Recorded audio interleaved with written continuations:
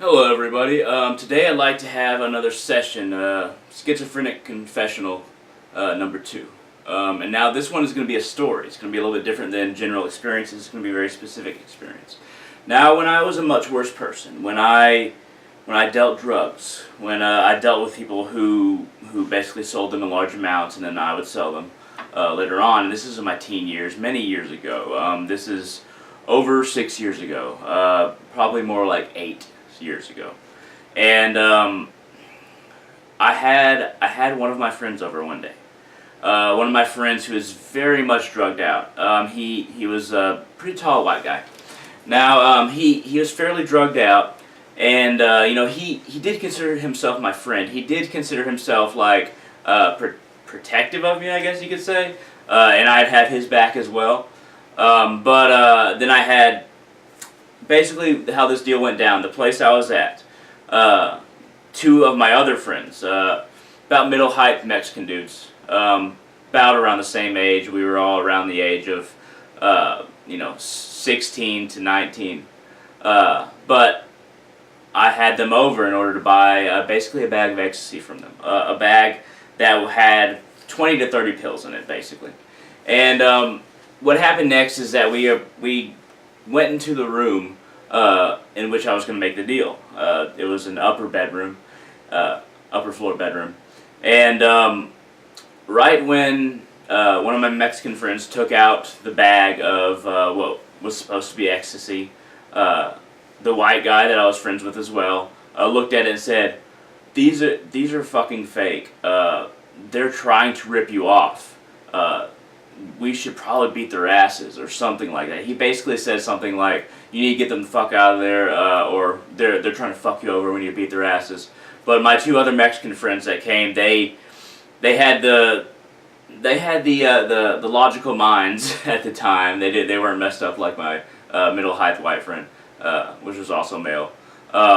They weren't messed up like him, so they had the logic too and the attention to detail as far as what might happen in the future. They decided to basically leave, and they were walking out, and basically they were almost all the way to their car outside, and by the way, these ecstasy turned out to be fake, and I didn't end up buying them, but that's beside the point, because this is more a story about how violent situations occur in stupid circumstances, and stupid people bringing about stupid circumstances.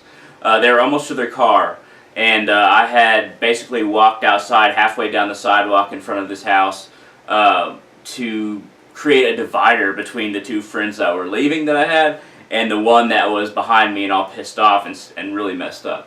So halfway down the sidewalk, I was making sure I stood between them, and there's a large distance between them. But then he walks, my white friend walks. This is not really a good way to describe people, but I don't really want to use names or make up names, so let's just keep it like that. He walks out the front door, and he has 2 steak knives from my kitchen, and he has one in each hand. And it's not even like he's holding them like this, like a knife fighter. He has them sticking up like this in his hands. And he wasn't planning anything. He wasn't planning as far as what he was going to do, and that's the problem. Because I believe that he was so messed up that he would have done anything. He was willing to kill.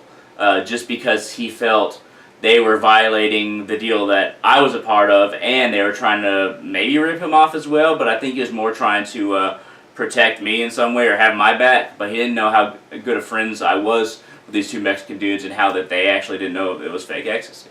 So he came walking down the path, and he was yelling at the dudes to turn around and come at him, and the 2 Mexican dudes that I was friends with were standing by the car, and they were talking about getting their gun out. And the white dude advanced forward, and I went up to him, and I saw that he was really close to me with those knives, so I put both of my palms on the blades of those knives, and to where he couldn't move them. And he tried to wiggle a little bit. He tried to kind of cut his way out just a little bit, but I wasn't letting it budge, those 2 knives. And basically, while I was holding these knives, I was looking at him and kind of whispering, like, not necessarily in his ear, but beside his head, and as I was holding on to these knives, that this is not worth it. This is going to screw us all. Don't do this, because you're not going to end up okay, I'm not going to end up okay, and the whole situation, there's nothing that's going to be gained in it. And I was basically trying to talk him down, even though he was barred out like crazy.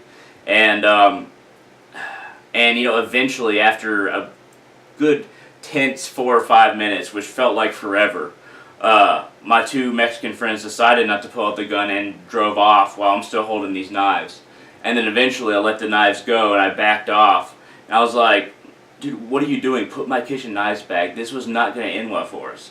And, he felt stupid and he was like, I don't know, man, they're trying to rip us off, blah, blah, blah. Just, you can imagine what he was saying. And I made him go put the steak knives back.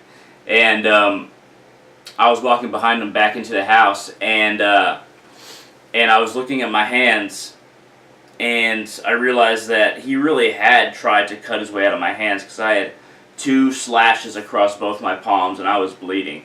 And I didn't even realize that at the time because of adrenaline. But somehow I was able to talk him down and get my friends that were behind me to leave. The problem was that I got this white dude, that was my friend, out of there as soon as possible because I knew they would probably come back. Now I told him, dude, you gotta get out of here, you gotta leave, you've caused too much trouble here, just please get out of here, dude.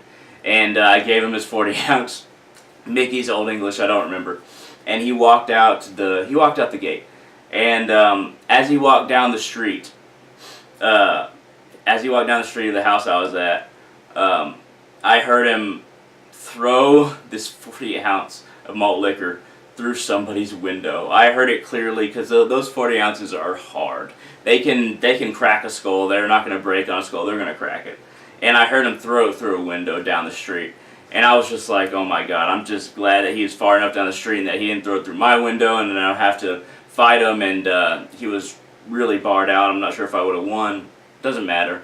But I was really glad to have him out of there at the time, and I was really feeling stupid for having allowed this situation to occur. I should have seen this coming. And of course, I don't participate in any kind of exchanges of drugs anymore, or hang out with the same people I used to. But even at the time when I wasn't the same person I am now, that has evolved past that kind of lifestyle, I still felt stupid at the time. Of course, my 2 friends came back. They drove back and wanted to see if that guy was still at the house I was at. And I told them nah, and just so they wouldn't go after him and deal with him in the future, I was like, yeah, I basically punched his ass and told him to leave.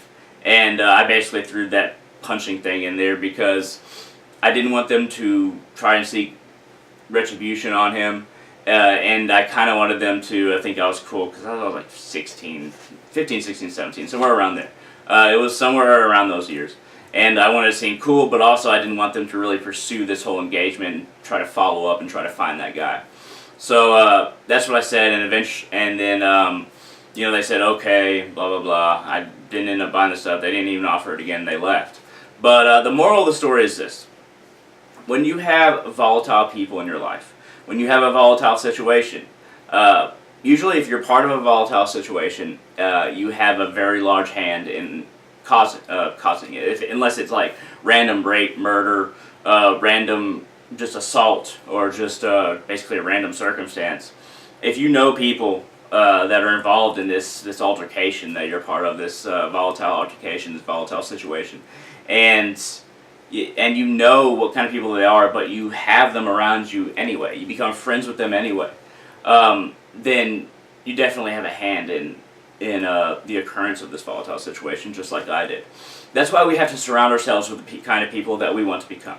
We have to surround ourselves with people who we can say, okay, look, this person is ahead in life for where they came from, and then even if they're not as ahead as we are, they've progressed in a way that I can be proud of. I can be proud to be their friend. And that's the kind of people we need to basically become friends with and just stick to. Have that kind of environment of people.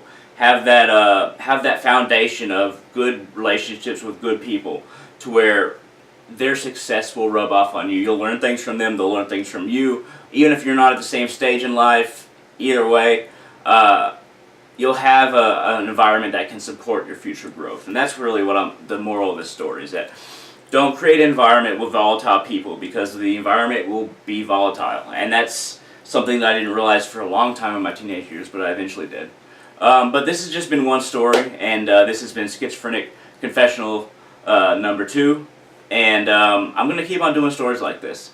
And I'm going to keep on talking about schizophrenia as well and what I went through. But this story may not seem like it was schizophrenic related, but I was in a high level of depression to where I didn't care what kind of people I had around me, as long as I had fun, as long as I got as many drugs as I want.